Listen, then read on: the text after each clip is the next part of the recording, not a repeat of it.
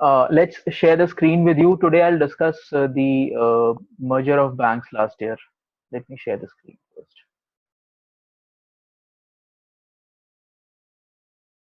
Right, तो उतना time नहीं मिला था मुझे प्रिपेयर करने का सब कुछ, बिकॉज कनेक्टिविटी उतनी अच्छे से नहीं चल रही है. तो I have pasted some photographs for you and then I'll explain everything by writing. Right, so let's start with it. Today we're gonna discuss this the whole merger, all you say, amalgamation of public sector banks last year 2019, and it was the biggest merger ever in Indian history. इतना बड़ा merger अभी तक नहीं हुआ था. We had almost 27 nationalized bank PSBs and right now we have only 12. ठीक है, तो 27 PSB से हम लोग आ गए हैं 12 पे. This was a complete merger का चार्ट है ये. This is the complete merger chart. अभी इसमें एक वर्ड यूज हुआ है, merger and amalgamation. Now there are two things. One is merger and one is amalgamation. So first we'll see what is the difference between merger and amalgamation. ठीक है, तो अभी यहाँ पर भी अगर आप देख रहे हो तो नेक्स्ट जेन पीएसबीज के बारे में लिस्ट दी हुई है. This list was released by economic times last year.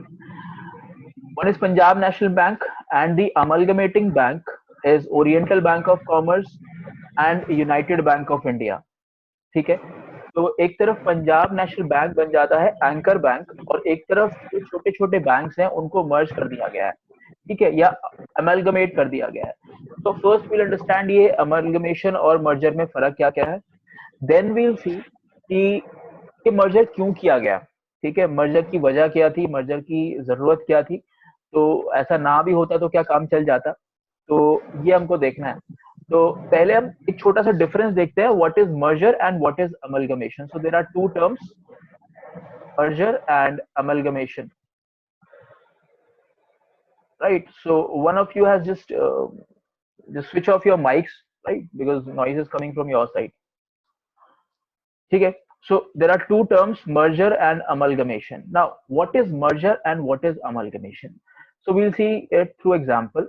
Let's say there is one bank A or entity A and there is one entity B. Now A merges with B. What does that mean? A merges with B, that means there won't be any A anymore. There won't be any A anymore. A will lose its identity. A will lose its existence, and only thing will be left will be B. अब B ही बचेगा सिर्फ. ठीक है, A अपनी identity loose कर जाएगा, अब A कहीं भी नहीं होगा और B ही बचेगा. सो अभी अगर A बैंक B में मर्ज करता है तो इसके बाद A का नाम नहीं बचेगा, सिर्फ B ही बचेगा. This is merger. And what is amalgamation? Amalgamation is, let's say A amalgamated with B. So amalgamation के बाद एक तीसरी एंटिटी निकल के आएगी, C. This C will be called as amalgamation. This whole process is basically amalgamation. A और B अगर मिलते हैं तो हमें क्या मिलेगा? एक नया आउटपुट मिलेगा which will be C. इसको अब क्या बोलेंगे? अमलगमेशन. इस केस में क्या हुआ, दोनों की आइडेंटिटी खत्म हो जाएगी और एक नया बन के तैयार होगा, एक नया एंटिटी बन के आएगा which will be C. ठीक है, तो this thing is called amalgamation. Now last year some of the banks were merged and some of the banks were amalgamated. We'll see this, which of the banks were amalgamated and which of the banks were merged. Now there are two terms over here, one is anchor bank and one is amalgamating bank. इसको देखने के लिए सबसे पहले ये समझना पड़ेगा कि रीजन क्या है इस मर्जर का. फर्स्ट ऑफ ऑल अगर आप इसको समझेंगे,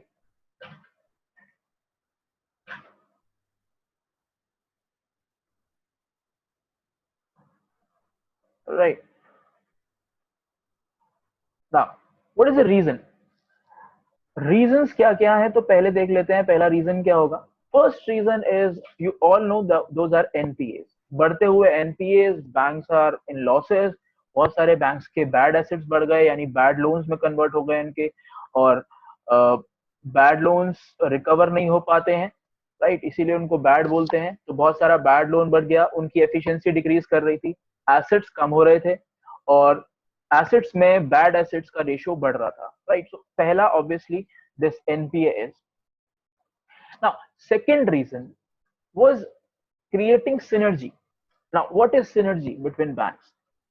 फर्स्ट ऑफ ऑल, अगर आप देखो कि अगर किसी भी एंटिटी के पास बहुत ज्यादा, अगर उसके पास कैपिटल है, तो उसकी ग्रोथ के चांसेस बढ़ जाते हैं, because that particular entity will play in the economies of scale. ठीक है, वो इकोनॉमीज ऑफ स्केल का फायदा उठाएगा। वेयर एज अगर किसी के पास कैपिटल कम है, तो हमेशा उसकी ग्रोथ भी कम रहेगी। वाई? बिकॉज उसके पास देने के लिए, एसेट्स क्रिएट करने के लिए बहुत ज्यादा इन्वेस्टमेंट या उसके पास सोर्सेज बहुत कम है। तो इसके लिए आप अगर अमलगमेशन या मर्जर करते हैं, तो दो या दो से ज्यादा एंटिटी जब आपस में अपने कैपिटल को शेयर करेंगी, तो उनमें एक सिनर्जी बढ़ेगी, राइट, अपने सोर्सेज को एडअप करेंगे, तो वो हमेशा इकोनॉमीज ऑफ स्केल का फायदा उठाएंगे। इकोनॉमीज ऑफ स्केल का मतलब होता है when you have a lot of inputs, when you have lot of sources, then your operation cost goes low, आपकी ऑपरेशन कॉस्ट कम हो जाती है और आप ज्यादा प्रॉफिट कमा पाते हैं। ठीक है, तो ऑपरेशन कॉस्ट कम कैसे हो जाएगी? जब आपके पास ज्यादा पैसा होगा, right, you have more capital, तो आप क्या करेंगे? आप ज्यादा ब्रांचेस भी ओपन कर सकते हैं, आप ज्यादा कस्टमर को टारगेट कर सकते हैं। ठीक है, और ज्यादा कस्टमर को टारगेट करने का मतलब है, अगर एक ही ब्रांच में ज्यादा कस्टमर को टारगेट कर रहे हैं, तो ऑपरेशन कॉस्ट उस ब्रांच से कंपैरिजन में अच्छी होगी जो एक ब्रांच से कम कस्टमर को टारगेट कर रहे हैं। ठीक है, तो आपके पास सिनर्जी जनरेट होती है, और सिनर्जी से आप किसका फायदा उठाते हैं?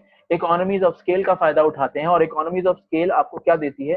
ज्यादा प्रॉफिट देती है, और आपका ऑपरेशन कॉस्ट जो है उसको नीचे लाती है। Third thing was same customer. Now ये क्या है? अगर मैं ये बोलूं कि एक तो गवर्नमेंट है, तो ठीक है, अभी एडवांटेजेस से पहले एक चीज और देख लेते हैं।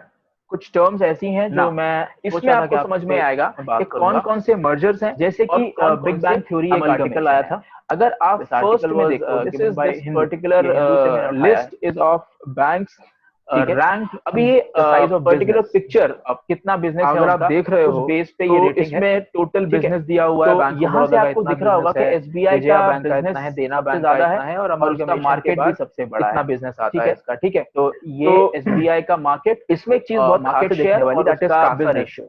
तो काफी ज्यादा है, मार्केट शेयर 22.5% है, उसके नीचे पीएनबी और बाकी बैंक्स का है। ठीक है, कासा रेशियो क्या होगा? अभी हमको उसमें देखना है कि मर्जर क्या है और अमलगमेशन क्या है। अगर आप यहाँ पे देखोगे ना, तो PNB plus OBC plus United bank current account amalgamation plus ये है सेविंग अकाउंट। इनमें अगर आप देखो तो एक नई एंटिटी बन के आई है, जिसको इन्होंने कैसे लिखा हुआ है? PNB plus OBC plus United bank. इन्होंने सिर्फ ये नहीं लिखा है कि what is the CASA ratio, PNB नहीं लिखा है, इन्होंने तीनों बैंक्स के नाम लिखे हुए हैं। टोटल कैपिटल कितना है बैंक के? अमलगमेशन, यानी same way total Canara plus syndicate, this is called deposit amalgamation. Next is union bank के आंध्रा बैंक न्यूमरेटर में corporation current account saving account amalgamation के पास कितना आया, दैट इज जो हुए हैं दोज आर स्पेसिफिकली। अब इसका फायदा क्या है? क्योंकि कासा रेशियो अगर बैंक ऑफ बड़ौदा का देखेंगे तो 30 टाइम पहले एसबीआई में इसके 5 एसोसिएट परसेंटेज में दिया जोड़ दिया गया था, प्लस 100 से मल्टीप्लाई करेंगे तो जोड़ दिया गया में आ जाएगा। तो 6 बैंक्स को छोटे छोटे जो करंट अकाउंट में कितना पैसा पड़ा हुआ है बैंक के, और सेविंग अकाउंट में कितना जोड़ दिया गया था एसबीआई में, इसको बोलेंगे डिवाइड कर देंगे टोटल। तो अभी उनका नाम कहीं भी नहीं है, कैपिटल ओनली एसबीआई मिल जाएगा कासा। ठीक है, अब ये बोला जाता है जितना ज्यादा कासा रेशियो है, ये दिए हुए हैं, तीसरी ज्यादा है। ठीक है, ये पूरा नाम आप ऐसे ही लोगे इसका, अभी नाम से पीएनबी नहीं लिया जाएगा, अभी नाम लिया जाएगा PNB plus OBC plus United bank. उतना ही फ्रीली खेल सकता है, फ्रीली उसको। इस तरीके से मैंने आपको दिखाया कि अमलगमेशन क्या होता है, उतना ही आप जो कमाएगा, मार्केट शेयर दे सकते हो। कासा रेशियो ऊपर एसबीआई का है, और सिर्फ अमलगमेशन के बाद सेकंड रैंक पे आ गया है आपका how progressive PNB. First of all I must tell you पे आपका करंट अकाउंट 7.6 मार्केट शेयर लेकर एचडीएफसी करंट अकाउंट जो होता है, जो प्राइवेट बैंक में बोलते हैं, सबसे बड़ा दो तरह के मेनली अकाउंट होता है बैंक के पास डिपॉजिट करने के लिए। पहला लेंडर के केस में, दूसरा होता है सेविंग अकाउंट है, बिगेस्ट लेंडर। सेविंग अकाउंट सभी के होंगे यहाँ पर, देन बैंक ऑफ बड़ौदा और बैंक में पैसा डालते हैं, वो कंटिन्यू प्राइमरीली सेविंग अकाउंट में डालते हैं। करंट अकाउंट ज्यादातर बिजनेस पर्सन्स खुलवाते हैं, जिनका बिजनेस होता है, जिनको डेली बहुत सारा ट्रांजैक्शन करना होता है।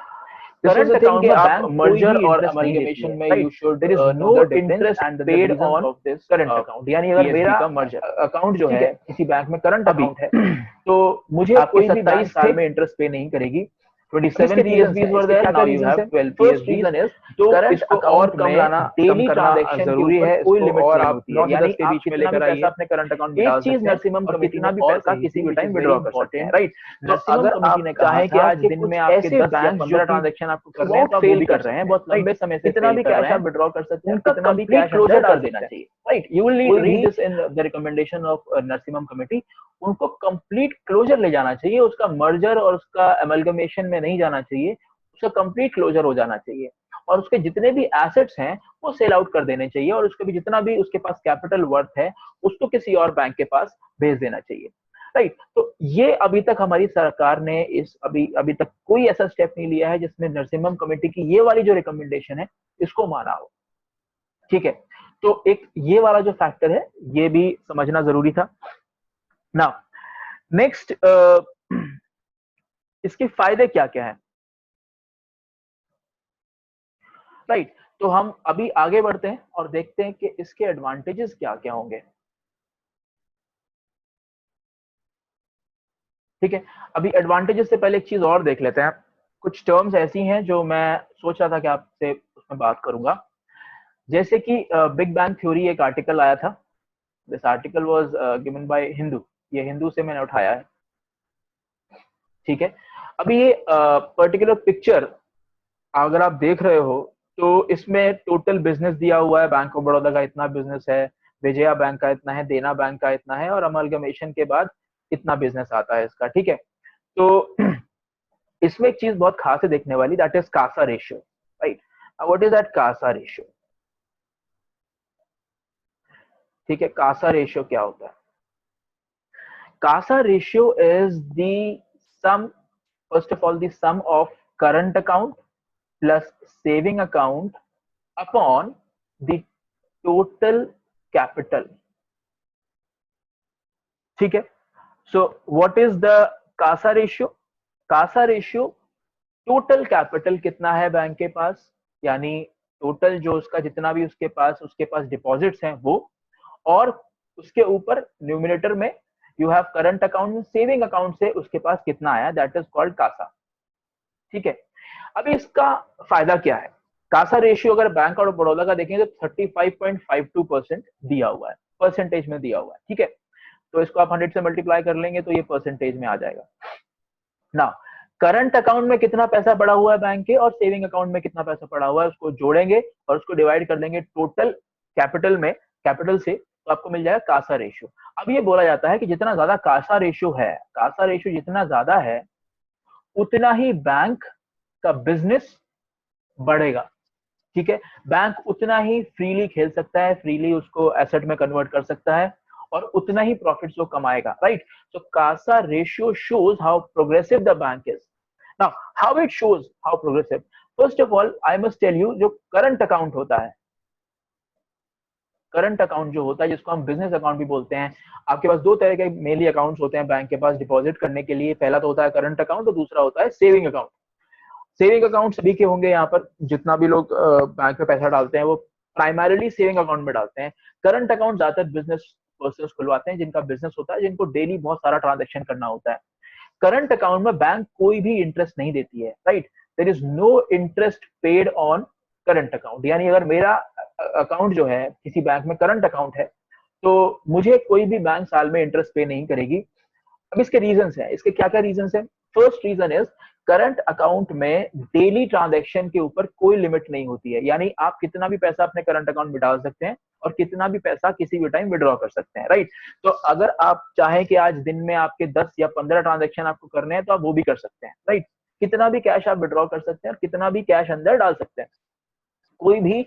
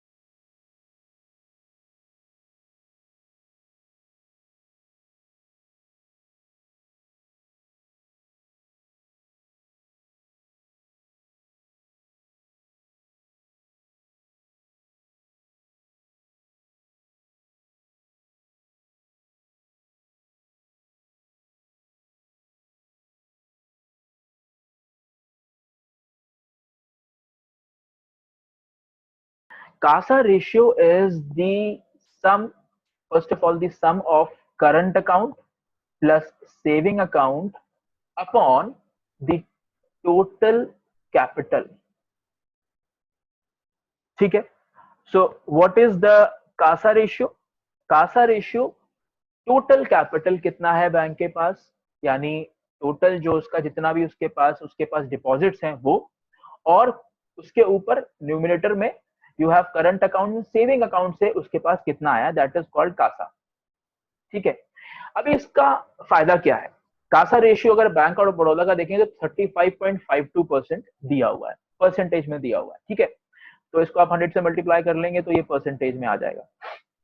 ना करंट अकाउंट में कितना पैसा पड़ा हुआ है बैंक के और सेविंग अकाउंट में कितना पैसा पड़ा हुआ है, उसको जोड़ेंगे और उसको डिवाइड कर देंगे टोटल कैपिटल में, कैपिटल से, तो आपको मिल जाएगा कासा रेशियो. अब ये बोला जाता है कि जितना ज्यादा कासा रेशियो है, कासा रेशियो जितना ज्यादा है उतना ही बैंक का बिजनेस बढ़ेगा. ठीक है. बैंक उतना ही फ्रीली खेल सकता है, फ्रीली उसको एसेट में कन्वर्ट कर सकता है और उतना ही प्रॉफिट्स वो कमाएगा. Right. So CASA ratio shows how progressive the bank is. Now how it shows how progressive, first of all I must tell you, जो करंट अकाउंट होता है, करंट अकाउंट जो होता है जिसको हम बिजनेस अकाउंट भी बोलते हैं, आपके पास दो तरह के मेनली अकाउंट्स होते हैं बैंक के पास डिपॉजिट करने के लिए. पहला तो होता है करंट अकाउंट और दूसरा होता है सेविंग अकाउंट. सेविंग अकाउंट सभी के होंगे यहाँ पर, जितना भी लोग बैंक में पैसा डालते हैं वो प्राइमरीली सेविंग अकाउंट में डालते हैं.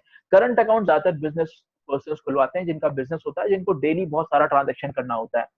करंट अकाउंट में बैंक कोई भी इंटरेस्ट नहीं देती है. Right. There is no interest paid on current account. यानी अगर मेरा अकाउंट जो है किसी बैंक में करंट अकाउंट है तो मुझे कोई भी बैंक साल में इंटरेस्ट पे नहीं करेगी. अब इसके रीजंस है, इसके क्या क्या रीजंस है. First reason is current account में डेली ट्रांजैक्शन के ऊपर कोई लिमिट नहीं होती है. यानी आप कितना भी पैसा अपने करंट अकाउंट में डाल सकते हैं और कितना भी पैसा किसी भी टाइम विड्रॉ कर सकते हैं. राइट. तो अगर आप चाहें कि आज दिन में आपके 10 या 15 ट्रांजैक्शन आपको करने हैं तो आप वो भी कर सकते हैं. राइट. कितना भी कैश आप विड्रॉ कर सकते हैं और कितना भी कैश अंदर डाल सकते हैं. सो फर्स्ट ऑफ ऑल आपको आप डेली बहुत ज्यादा उसमें ट्रांजैक्शन करते हैं. दूसरी चीज, आपका बहुत सारा रिकॉर्ड रखना होता है बैंक को, तो वो आपको इतना रिकॉर्ड रखने के लिए के बाद आपको इतना पैसा दे तो इंटरेस्ट पे नहीं करता है. बेसिकली बैंक आपको सर्विसेज दे रहा है और आप बैंक को कुछ ज्यादा फायदा दे नहीं रहे. तीसरी चीज के करंट अकाउंट में ओवरड्राफ्ट फैसिलिटीज होती हैं, यानी कई बार आपके अकाउंट में जितना पैसा है उससे ज्यादा आप मनी विड्रॉ कर सकते हैं. राइट. तो ये सारी चीजें जो होती हैं आपको करंट अकाउंट में मिलती है, इसलिए बैंक आपको जनरली इंटरेस्ट नहीं पे करता है. सेविंग अकाउंट की बात आती है तो सेविंग अकाउंट पे बैंक बहुत ही कम इंटरेस्ट पे करता है. तो सेविंग अकाउंट में 3 से 4% आज की डेट में बैंक इंटरेस्ट पे कर रहे हैं. ठीक है. तो सेविंग अकाउंट और करंट अकाउंट ऐसे डिपॉजिट्स होते हैं बैंक के पास, ये जनरली डिमांड डिपॉजिट्स होते हैं. These are demand deposits. Demand deposit का मतलब जब भी डिमांड करेगा कस्टमर उसको बैंक को वापस करना पड़ेगा पैसा. ठीक है. तो ये सारे जो डिपॉजिट्स होते हैं ये बैंक के ऊपर बहुत ज्यादा बर्डन नहीं डालते हैं और ये इसमें बैंक को कुछ लौटाना या ऐसा नहीं होता है कि बैंक को इसमें किसी भी कस्टमर को कुछ ज्यादा पैसा अर्न करके देना है या उसको इंटरेस्ट के साथ, बहुत ज्यादा इंटरेस्ट के साथ बिजनेस करा के लौटाना है. तो ये बर्डन नहीं होते हैं किसी बैंक के ऊपर. ठीक है. और इसीलिए बैंक इस पे बहुत ज्यादा इंटरेस्ट नहीं देता है. तो अगर इस तरह के डिपॉजिट्स बैंक के पास बहुत ज्यादा है, करंट अकाउंट और सेविंग अकाउंट डिपॉजिट्स, उसके टोटल कैपिटल का बहुत बड़ा हिस्सा अगर ये सारे डिपॉजिट्स हैं, तो बैंक एक तरह से बहुत ही इजी रहता है, बहुत कंफर्टेबल रहता है अपने एसेट्स को ग्रो कराने में, यानी लोन्स देने में. बैंक के पास अगर करंट अकाउंट में और सेविंग अकाउंट में काफी पैसा है लोगों का, तो वो इजी लोन्स दे पाएगा और ग्रो कर पाएगा. अगर आप देखें तो कासा रेशियो एचडीएफसी का, if you see CASA ratio of HDFC is close to 52%, 52-53% के आसपास ये CASA रेशियो है. राइट. HDFC का. तो HDFC इस मामले में सबसे आगे है और HDFC बहुत ही खुल के प्ले करता है, बहुत ही खुल के वो लोन्स देता है और इसलिए कासा रेशियो बहुत इंपॉर्टेंट होता है. यूपीएससी में अभी तक ये पूछा नहीं है, पूछ सकता है, प्रीलिम्स का टाइप का क्वेश्चन बन सकता है. ठीक है. Now next thing what I will discuss, ये तो हो गया कि आपने बैंक मर्जर कर दिया, अमलगमेशन कर दिया लास्ट ईयर, काफी हंगामा भी हुआ इसके बाद. बहुत सारी चीजें ऐसी थी जो इसका अपोज हुआ. अभी वो क्या क्या है, let's see. First of all जितने भी एम्प्लॉयज ऑर्गेनाइजेशंस हैं उन्होंने बहुत अपोज किया. एम्प्लॉयज ने इस बात पे दे वोर ब्लैक फ्लैग्स, ब्लैक काली पट्टी बांधकर उन्होंने अपोज किया. क्यों अपोज किया? There was a scare, there was a fear of losing jobs. लोगों को लगा, जो बैंक के एम्प्लॉइज थे उनको लगा कि इस अमेलगमेशन के बाद, इस मर्जर के बाद बहुत सारे लोगों का ले ऑफ हो जाएगा, लोग नौकरियों से निकाले जाएंगे। तो फर्स्ट थिंग तो जो सामने आई प्रॉब्लम, चैलेंज था जो, वो एम्प्लॉइज को था। तो इसमें निर्मला ताई ने बोला भी कि nobody will lose his job, no bank shall lay off, go for the layoff after merger। ठीक है, तो ये एम्प्लॉइज का चैलेंज था। तो एम्प्लॉइज ऑर्गेनाइजेशंस ने भी इसमें आगे आके अपोज करना शुरू किया। Some of the experts even said कि it was very ill timed, मतलब ये बहुत गलत समय पे हुआ, इस समय पे नहीं होना चाहिए। When banks are facing first of all the issues of NPA, next bank के एम्प्लॉइज के अंदर एक फियर साइकोसिस डेवलप हुआ। ठीक है, in the last few years there is a fear साइकोसिस इन बैंक्स एम्प्लॉइज। वो जल्दी से लोन देना नहीं चाहते हैं। Every bank employee is reluctant और backing off while giving loans. Why? Because loans fall करते ही, लोन्स फेल करते ही वो क्या रहा था कि बैंक्स के एम्प्लॉइज के ऊपर बहुत ज्यादा कानूनी कार्रवाई हो रही थी, एक्शंस लिए जा रहे थे। तो इसलिए बैंक के जो एम्प्लॉइज थे, जो सीनियर एम्प्लॉइज हैं, जो लोन डिपार्टमेंट में काम करते हैं, उनके अंदर एक फियर था कि हम लोग पकड़े जाएंगे। So they were denying the actual right loans also, जो वैलिड लोन्स थे उनको भी वो डिनाई कर रहे थे। ठीक है, तो ये तो हुआ एम्प्लॉइज का पहला प्रॉब्लम। नेक्स्ट प्रॉब्लम ये थी कि किस तरह से आप सारे सिस्टम को रेगुलेट करोगे when the system is running on technology basis. ठीक है, तो इतना सारा आईटी प्लेटफॉर्म, या हम कहें कि आईटी इंफ्रास्ट्रक्चर क्रिएट करना एक अपने आप में चैलेंज है। Why? Because one bank must be running too much on offline basis and one bank, एक बैंक का बिजनेस बहुत ज्यादा ऑनलाइन बेसिस पे चलता है। तो दोनों को कोलैबोरेट कर पाना और दोनों को बराबर इंपॉर्टेंस दे पाना, दोनों को बराबर प्लेटफॉर्म पे लेके आ पाना थोड़ा सा मुश्किल है, राइट। तो आईटी प्लेटफॉर्म का यूज अगर कोई बैंक कम कर रहा है और उसको अगर मर्ज कर दिया आपने ऐसे बैंक के साथ जिसमें बहुत ज्यादा ऑनलाइन ट्रांजेक्शन होते हैं, जिसका आईटी यूज बहुत ज्यादा है, उसके सारे सर्वर्स ऑफलाइन ऑनलाइन काम करते हैं, जिसका रीच बहुत ज्यादा है, तो उस केस में आईटी प्लेटफॉर्म्स पे दोनों को इक्वल बेसिस पे लाना थोड़ा सा मुश्किल हो जाता। राइट। तीसरा जो इशू है, चैलेंज आता है, वो ये आता है कि किसी बड़े बैंक को, कोई स्ट्रॉन्ग बैंक अगर है, will handle a weak bank. तो एक स्ट्रॉन्ग बैंक का एक वीक बैंक को हैंडल कर पाना थोड़ा सा मुश्किल होगा।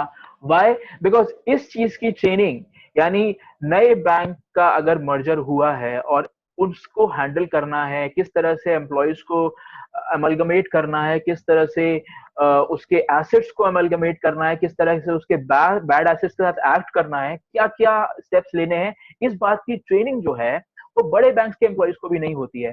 जो बड़ा बैंक है, जिसने एक्चुअली में, जिसके अंदर मर्ज किया है छोटे बैंक ने या वीक बैंक ने या फेलिंग बैंक ने, तो उस बड़े बैंक के पास इस तरह की ट्रेनिंग, इस तरह की एक्सपर्टीज नहीं है कि वो छोटा बैंक जो कि फेल कर रहा है, जो कि उसका बैड लोन्स बढ़ रहे हैं, किस तरह से उसको सही ट्रैक पे लेकर आए। तो इस तरह की ट्रेनिंग, इस तरह का मैकेनिज्म अभी भी क्रिएट नहीं हुआ है इंडिया में। ठीक है, तो एक ये बहुत बड़ा पॉइंट रहेगा। चौथा पॉइंट, लार्ज बैंक्स जो हैं, लार्ज बैंक का एक ग्लोबल अपीयरेंस होता है। ठीक है, एक ग्लोबल एक्टिविटी होती है, अपीयरेंस होता है, और ग्लोबल बिजनेस में पार्टिसिपेट करते हैं, राइट। अभी एक बड़ा बैंक जो है वो ग्लोबल रिस्क के साथ खेलता है, यानी उसके अगर ग्लोबल अपीयरेंस है, ग्लोबल एक्टिविटी है और ग्लोबल बिजनेस है, तो जितना भी दुनिया भर में रिस्क होगा ना, जितना भी दुनिया भर में ट्रबल होगा बैंकिंग में, वो उन सबस को फेस कर रहा है, राइट। अभी ऐसे बैंक में अगर आप किसी वीक बैंक को मिला लेते हैं, तो ऑलरेडी उसके पास और बहुत सारा बर्डन है एक बड़े बैंक के ऊपर। जैसे एसबीआई है, पीएनबी है, इनका ग्लोबल बिजनेस है, दे वर्क ग्लोबली। तो इस केस में उनके ऊपर एक एक्स्ट्रा बर्डन डाल देना, ये क्या होगा, उसके ऊपर रिस्क बढ़ा देगा, उससे ग्लोबल रिस्क बढ़ जाएंगे। ऑलरेडी जो ग्लोबल रिस्क को फेस करता है, उसके ऊपर आप अपने डोमेस्टिक रिस्क को डाल दे रहे हैं। तो वो भी एक बहुत बड़ा चैलेंज होगा कि जो छोटा बैंक है वो कहीं ना कहीं बड़े बैंक की एक्टिविटी को हैम्पर करेगा। राइट ना, next one is the bad branches. ये एक बहुत बड़ा इशू है। तो कई बार क्या होता है, बैंक ठीक होते हैं पर उनकी ब्रांचेस खराब होती हैं। कई बार बैंक, जो छोटे बैंक हैं, वो इसलिए फेल कर गए कि उन्होंने सही जगह पे ब्रांचेस नहीं खोली। जहां ब्रांच नहीं खोलनी चाहिए थी वहां ब्रांच खोल दी, जहां पे बिजनेस नहीं आ रहा था वहां पे ब्रांच खोल के बहुत सारा एक्सपेंडिचर कर रहे हैं। तो बहुत ज्यादा ब्रांचेस खोल देना भी बैंकों के फेल करने का कारण बनता है ना। अगर कोई छोटा बैंक किसी बड़े बैंक में मिलता है और ऑलरेडी उसकी बहुत सारी ब्रांचेस हैं, तो बड़े बैंक के ऊपर एक बर्डन आ जाएगा कि जो पहले से ब्रांचेस इतनी सारी हैं, उसमें अगर और ब्रांचेस आके लग जाती हैं, तो किस तरह से वो जो बैड ब्रांचेस हैं उनको कैसे केटर करता है, उनको कैसे गुड ब्रांचेस में कन्वर्ट करता है। तो ये भी एक बहुत बड़ा चैलेंज है। तो ये जो बैड ब्रांचेस वाला चैलेंज है, ये तो एक बहुत पुराना चैलेंज भी है, जो कि पहला जो नेशनलाइजेशन होता है हमारा 1969 में, उसके बाद ये बहुत ज्यादा बढ़ जाता है कि बैंक जो है वो बहुत ज्यादा ब्रांचेस खोलना शुरू कर देते हैं, रूरल आउटरीच बढ़ाने के लिए, इंडस्ट्रियल आउटरीच बढ़ाने के लिए। तो ये सारे रीजन बन जाते हैं, राइट। तो ये तो हो गए चैलेंजेस। इसके बाद आते हैं कुछ कुछ पॉजिटिव्स। जो पॉजिटिव्स होते हैं जो मर्जर हुआ इसके बाद, पहला पॉजिटिव, कॉस्ट ऑफ ऑपरेशन कम होना। ठीक है, कॉस्ट ऑफ ऑपरेशन कम हुआ। दूसरा, इट इट विल हेल्प। तो ये कैसे हेल्प करेगा? It will help in asset management.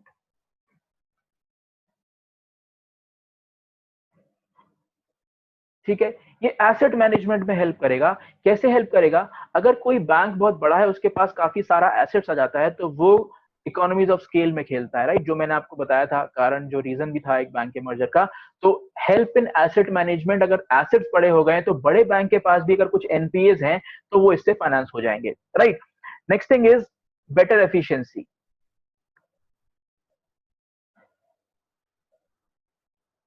Right. How better efficiency? Better efficiency is number of staff. अगर स्टाफ आपके पास ज्यादा होगा, अगर और स्टाफ नया आया है आपके पास, तो हो सकता है कुछ बढ़िया ऑफिसर्स आपको मिले, कुछ बढ़िया ब्रेन आपको मिले, right. Next thing is risk management. ठीक है, अगर ज्यादा पैसा आएगा तो बड़े बैंक का भी जो रिस्क होगा वो भी कहीं ना कहीं कम हो जाएगा, राइट। तो these are the positives of this merger, और एनपीएस वगैरह तो है ही इसके positive, right. So I guess ये जो सेशन है ये खत्म होने वाला है।